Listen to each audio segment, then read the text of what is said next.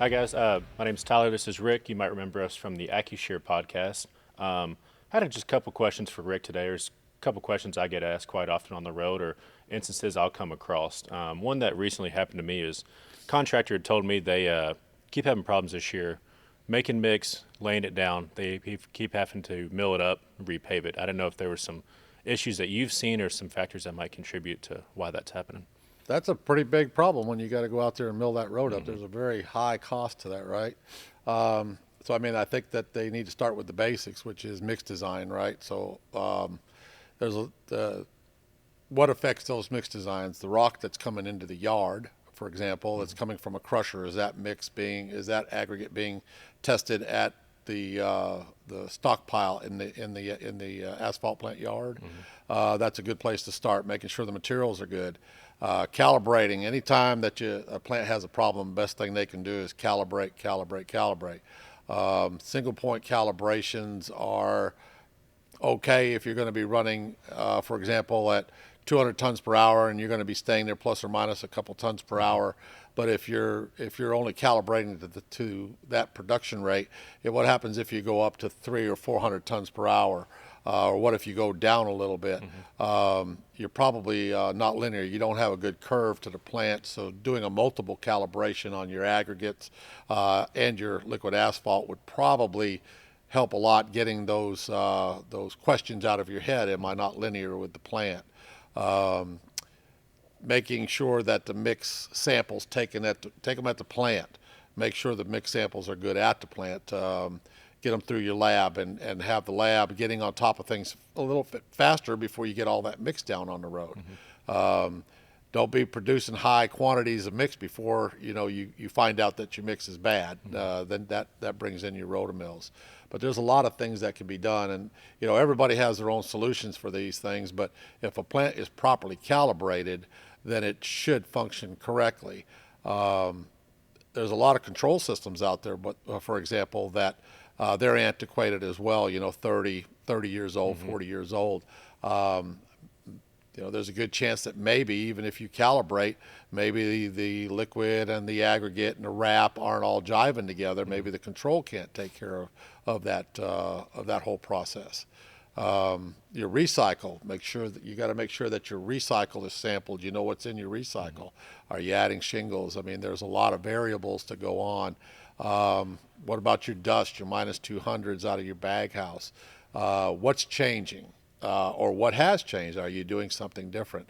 But definitely if you go from the plant to the road and you lay and roll and then you're bringing out your rotomill, your cost has just gone up, your bonus money's just disappeared.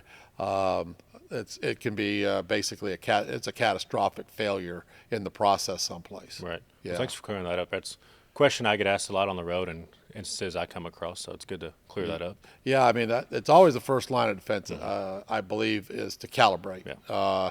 It's the most cost-effective thing that you can do, other than finding out it's bad when it gets out on the road. Right. Yeah. So you'd say a 3-point calibration is probably the best way to go about that? Yeah, if you've got a problem, you want to stop that problem, I would say a 3-point calibration. And the reason I say that is that belt scales are the lifeline of the whole process. If you have a belt scale that's not linear, for example, have you string lined your conveyor? Are all your idlers in line all the way up? Is your weigh idler up a little bit higher to get positive pound per foot loading on there prior to loading it with material? All of those things play a big role. Liquid asphalt pumps, if your pump's 30 years old, maybe you have slip in the meter if you're using a pump on a pump.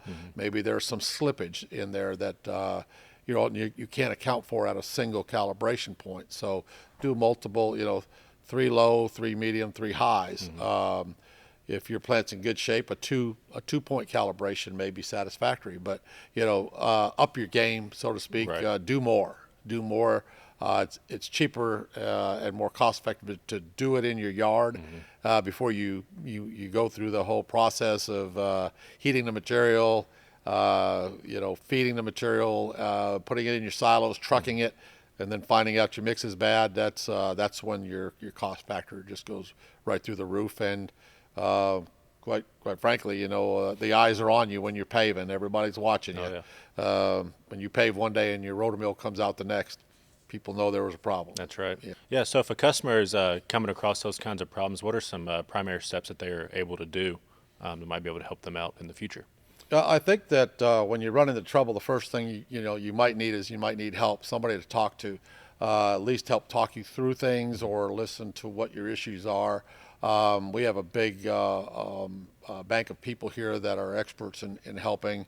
You can call the 800 number, tell them that you need to talk to a representative, that you have a problem. They can put you with a service department. They can put you with the rep or whatever. But get some help, and we're here to help. That's what we like to do. That we have a very large pool of people that are experts in different things. We know where to put you. We may put you from one to another once we dig in deeper and find out what your problems are, to make sure that you're getting the proper help.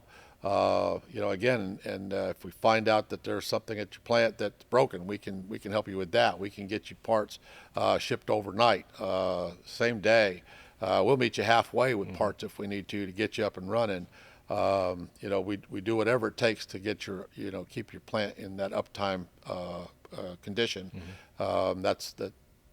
We have that pool of people to make that happen. Good deal. Yeah. Well, Rick, thank you so much. And yeah, guys, as Rick mentioned, if you have any questions on certain calibration or any other asphalt plant questions, feel free to leave a comment below or call in the 800 number or your local rep, and we will get that issue taken care of for you. Thank you.